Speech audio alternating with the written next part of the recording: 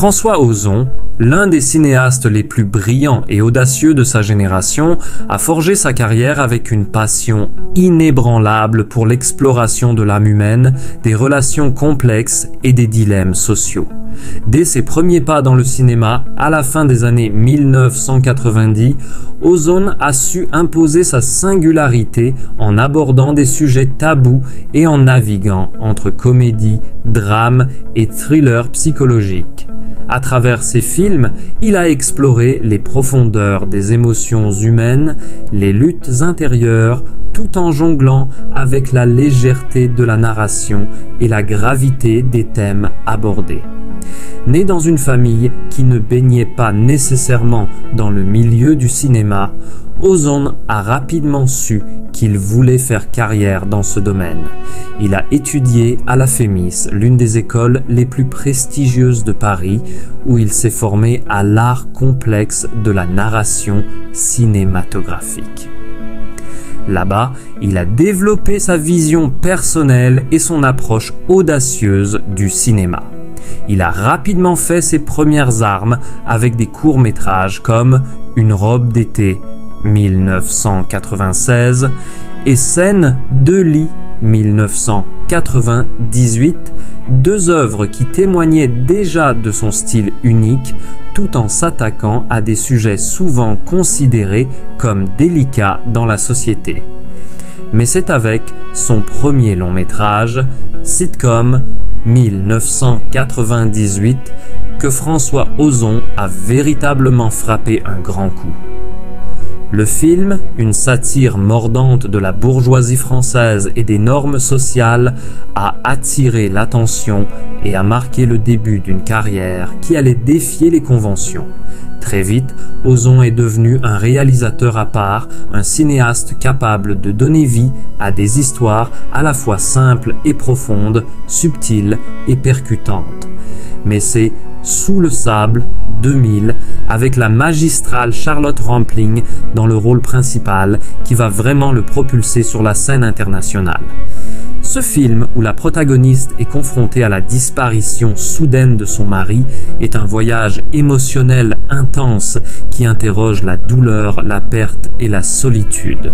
Le film a touché un large public et lui a valu une reconnaissance critique qui allait marquer un tournant dans sa carrière. La critique saluait la profondeur de son regard sur les relations humaines, la manière dont il arrivait à capturer l'essence même de la souffrance intérieure des personnages, tout en maintenant une esthétique soignée. L'année 2002 a été décisive pour Ozon avec le film 8 femmes. Ce film est une comédie musicale, une œuvre audacieuse qui mélange le genre musical et le drame, mais qui possède également une dimension très personnelle, portée par une galerie de femmes formidables, Catherine Deneuve, Isabelle Huppert, Emmanuelle Béard et Fanny Ardant. Ce film a été un immense succès commercial et critique. Il a remporté de nombreux prix, dont un César pour le meilleur film. 8 femmes est devenu l'un des films les plus importants de la filmographie d'Ozon, mettant en avant des sujets de l'amour, de la trahison et du pouvoir féminin avec une dose de charme et de modernité.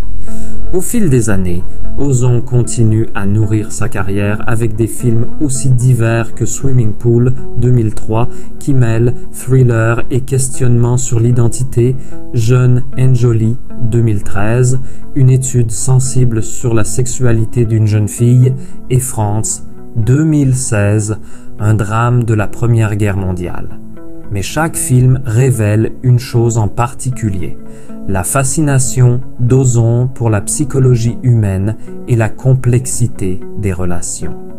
Son œuvre est un voyage à travers les émotions et les complexités de la condition humaine.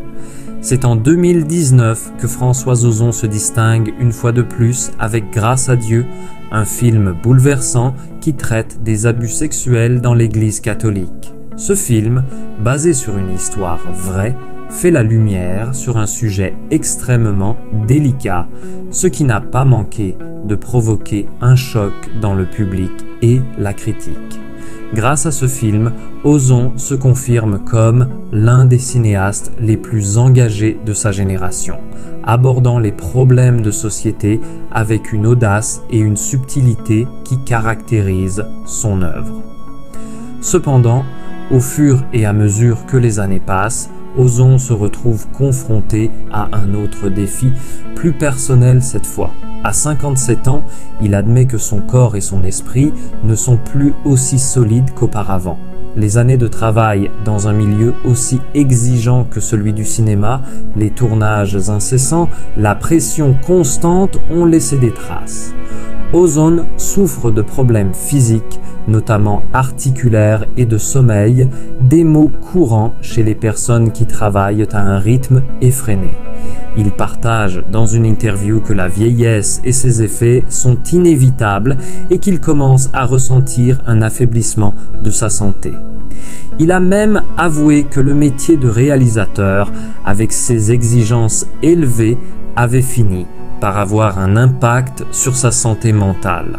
Néanmoins, au lieu de se laisser abattre par ses difficultés physiques, Ozon a fait le choix de s'adapter. Il a commencé à prendre du temps pour lui, à pratiquer une activité physique régulière et à adopter un régime alimentaire plus équilibré. Il a compris qu'il devait ralentir non seulement pour préserver sa santé, mais aussi pour profiter pleinement de sa vie.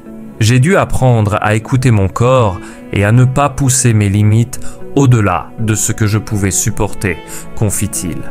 Si la carrière d'Ozon a toujours été marquée par son audace et son désir de repousser les frontières du cinéma, il a également compris que l'équilibre entre sa vie professionnelle et sa vie personnelle était essentiel.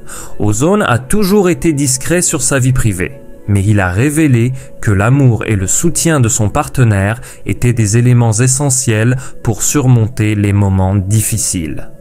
Son compagnon de vie n'est pas seulement un partenaire affectif, mais aussi un compagnon dans son parcours professionnel, une personne qui l'accompagne dans les bons comme dans les mauvais moments.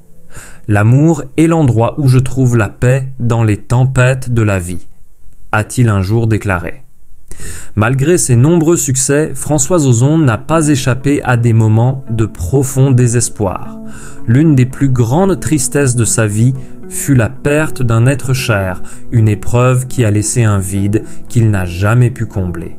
Mais cette douleur n'a pas été vaine, elle a nourri son art et ses créations, lui permettant d'aborder des sujets sensibles avec une sincérité rare. Il a d'ailleurs expliqué que la souffrance fait partie de sa manière de concevoir le cinéma et qu'il l'utilise pour toucher son public et l'amener à réfléchir sur la vie, l'amour et la mort. Tout au long de sa carrière, Ozon a été un réalisateur perfectionniste, toujours à la recherche de la meilleure manière de raconter une histoire. Mais cette quête de perfection a parfois été source de pression intense et de sentiments de solitude. Il se sentait souvent isolé face aux attentes du public et des critiques, mais il a su transformer ces pressions en moteur de création. L'un des aspects les plus importants de son travail a été de parvenir à naviguer dans les critiques tout en restant fidèle à sa vision personnelle. Dans une conversation intime, son partenaire a révélé comment il voyait Ozon face au deuil. François est quelqu'un de très sensible. Il ne montre jamais clairement sa tristesse, mais je sais qu'il porte toujours en lui des émotions profondes, a-t-il expliqué. Je suis là pour lui, pour l'écouter et le soutenir. Il n'est jamais seul. Cela démontre l'importance de cette relation qui n'est pas seulement un soutien émotionnel, mais aussi un pilier dans la vie d'Ozon. Ainsi, malgré les tempêtes de la vie et des défis personnels, François Ozon demeure un cinéaste remarquable, un homme qui, par son travail, continue de toucher les cœurs et de questionner le monde.